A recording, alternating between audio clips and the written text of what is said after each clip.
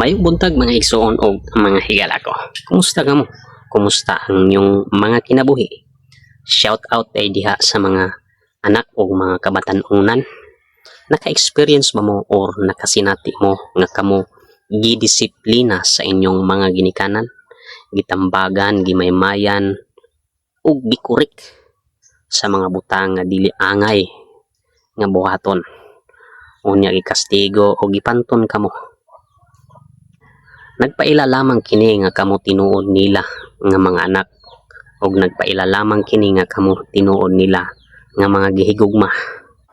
Muning dili angay ka nga maluya, di ka angay nga masuko adto nila, dili angay nga mangluod kanila kay nakita nila kung unsay makaayo sa imuha. Mo nang dili ka maghambin og kaligot-kot og pagdumot og kasuko ngadto nila kay nakita nila kung unsay maayo sa imuha.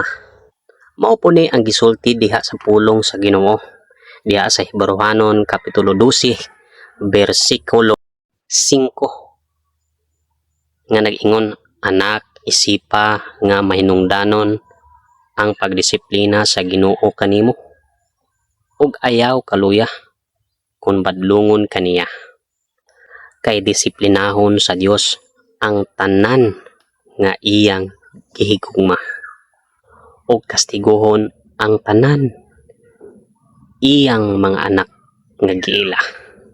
Sa mga igsoon o mga higala ko, kung gipanton man ta o disiplina ta sa atong ginikanan nga yatanon, mas the more nga disiplinahon ta sa atong Dios nga langitnon.